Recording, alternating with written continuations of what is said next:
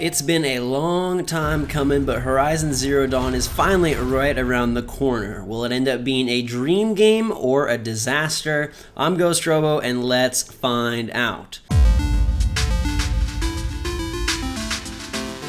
So we are just a couple of weeks away from Sony's big hitter to start off 2017, Horizon Zero Dawn. This has been my most anticipated game, my most worried for game, and now back to one of my most anticipated games. A real roller coaster of emotions as we cruise through E3, PSX, and now the latest trailer, which has me incredibly excited. I think the big fear here is that Horizon would end up being something that was very rote and very repetitive, and it's a foray into a new genre for Guerrilla Games, so maybe they didn't have the chops to tackle this head-on first try. Maybe it would become something more like Assassin's Creed 1, a proof of concept that needed a sequel and iteration to really find its final form, but even though that still could potentially happen, the newest footage has me incredibly confident that it's going to deliver a truly remarkable experience. And isn't it funny that this game comes out February 28th, and what happens 3-4 days later? Zelda Breath of the Wild. And ironically, these two games are very similar in a number of ways. Okay, they are big open world titles set in areas that have more nature than structure, yet still structure, and that's one of the coolest things that I'll talk about in a second that the new Horizon trailer showed.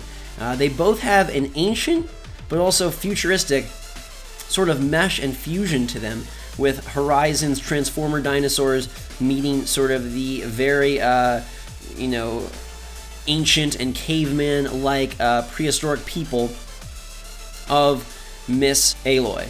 And Zelda shares a very similar type of schism because you have the ancient realm of Hyrule there now merging with the Sheikah Slate and the Tron-esque lights, and clearly this futuristic tech that's coming from somewhere beyond, and it seems to be a similar situation to that of Horizon, further confirmed in Horizon by the appearance of Lance Reddick's character in the latest trailer. He appears as a holographic projection to Aloy, giving her some sort of information, and we've already seen Aloy exploring what looks to be a futuristic tomb or a spaceship, something of the sorts, as she searches for her origin. So for better or worse, these two games have a lot in common, and it's so strange that they're coming out a couple of days between each other. But I really hope that for all their similarities, the strengths of Horizon are vastly different from the strengths of Zelda Breath of the Wild. Because whereas Zelda is a game about exploration, about forging your own identity, about going wherever you want, battling whoever you want, and collecting a whole bunch of rupees to eventually take down Ganon with the Master Sword, I hope that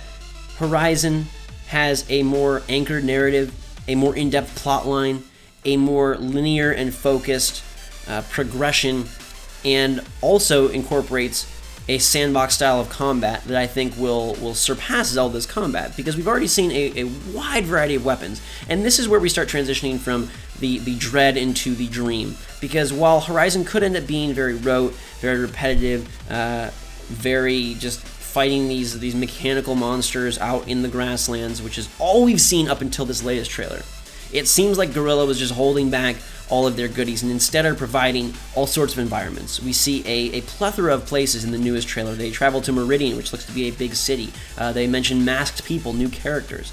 They show ancient robots that they've somehow summoned, and it looks like infused with some sort of dark energy. And we see a little bit of that in past demos as well. And there's castles, and there's plenty of environments, and it looks like jungles and maybe even snowy places. And then again, those futuristic lands where she's going to somehow explore and investigate these tombs. And it looks like it's going to have that wide variety that I desire, while also hopefully having a narrative to really keep you engaged the whole way through, because Zelda is going to be about discovery and about creating your own moments and weird situations where you blow up a group of enemies and they run into the lake and they dry off and then they come back at you, but then they blow up again, and sort of water cooler moments. And I'm sure Horizon will have some of those as well, but they will be more set piece style in the way that everyone will experience them, and I'm all for that. I know that Guerrilla Games delivered epic set pieces and epic vistas and skyboxes with the Killzone series. I personally love Killzone 2 and 3, and Shadowfall, I really enjoyed the first half. Back half clearly was a rush job that needed to be ready for PlayStation 4 launch, but the first half was really solid, and I think Guerrilla really gets how to deliver a cinematic experience, and now after seeing the recent new stuff, I'm convinced that they are going to incorporate that kind of cinematography, that kind of prowess, that kind of polish into Horizon's single-player storyline as well. Now, I think the combat will provide options. I hope that there are side quests that give you openings to do as you see fit, and I hope that the pre-order skins and weapons are just a sliver of what we will see in the full game. It would be really cool if Aloy is really upgradable, if she has a lot of different proficiencies that you can perfect as you see fit, and I hope that she has skill trees that block out others. I don't want everyone's Aloy to be the same. Let the story be the same, but let your character and your way of combat be different. And I hope that they've taken some advice, or at least learned something from the likes of Uncharted 4 in delivering big sandbox combat arenas. And it looks like they have. It looks like these different beasts are all going to function and behave differently, and whether you're fighting one big one, 3 small ones, 4 big ones, who knows, they're going to be able to craft a lot of really cool boss encounters, as well as, I hope, bring in a bit of Bioshock with some roaming boss type structure. I do hope that the open world allows for some random encounters to just sort of naturally occur. I hope we get a little bit of that Bioshock Big Daddy feel when he's roaming around the corner and you accidentally shoot him with some of the more terrifying Tyrannosaurus type robotic creatures. I don't know what all this game has in store. I really don't know what all kinds of gameplay it will hold. They've done a nice job at holding back, and that's either nice because there isn't a whole lot there and they've tricked us, or there is so much there and they've kept us beautifully surprised. And I hope it is the latter, and I'm leaning towards it because I think the latest trailer really comes to bat, and I think it shows off the fact that this is a deep and thorough and full-fledged story. For a while there, I was beginning to get worried that Horizon may end up finding a similar fate to Scalebound, not canceled, but merely a mirage of what we thought it would be. It faced delays, it has seen very little in gameplay variety, and so I was nervous that we'd end up with a final product that didn't deliver on the initial promise. And Guerrilla Games knows that exact concern, because they delivered a trailer for Killzone 2 that wasn't the same as the actual trailer and the actual gameplay when Killzone 2 launched. So that being said, I think that they are an incredibly talented studio.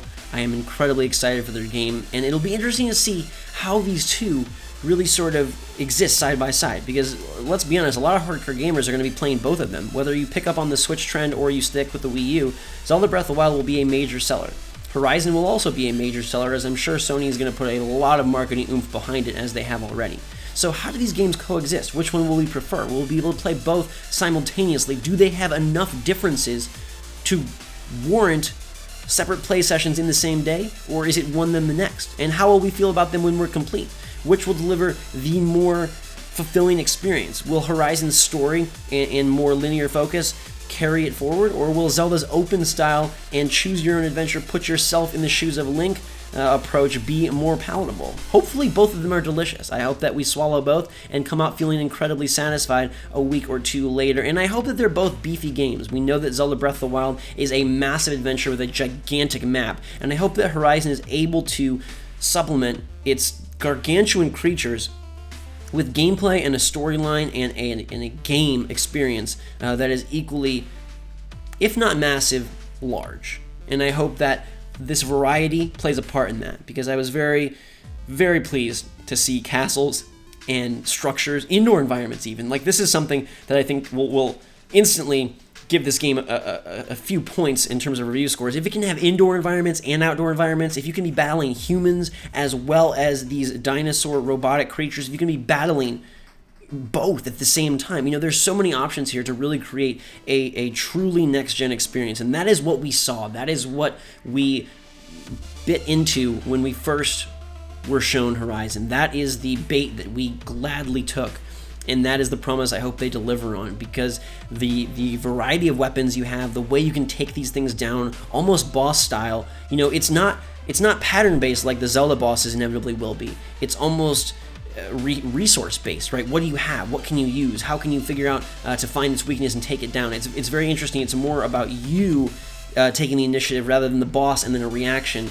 And I feel like it's going to be more sandbox style of, okay, pick what weapons you like, versus Zelda will be more use the weapon that is required for this area. And so again, these differences are interesting while also considering the similarities as these games release so close to each other. So I'm curious to know in the comments below which one you think will end up coming out on top, and if you think Horizon will end up being a dream or a disaster. Right now, I'm putting my money on the dream side of things, and I really don't know which one I'll like more. Part of me feels like my attachment to story and plot and characters will drift me down the Zero Dawn lane, and then part of me feels like my Nintendo nostalgia and my love of that art style and the Switch's portability will put me right on Zelda Place. But I am excited to play both of them, and the crazy part is, we're playing Horizon in 5 weeks, and we're playing Zelda in like 6 or 7. So it's going to be great to get both these games ASAP, and I think that it will start the year off on the right note for gaming. So let me know your thoughts in the comments below. I hope you enjoyed the video. If you did, give it a big thumbs up. Stay tuned for more awesome stuff as we lead up to the launch of both Horizon Zero Dawn and Zelda. I know this video is about Horizon, but Zelda deserves a little spotlight too because it's freaking incredible. I've played both, I like both, and I can't wait to see what we think of them. So until that time, everyone, thanks so much for watching. Fantastic day. Drink so much. I love you, and we'll see you all later.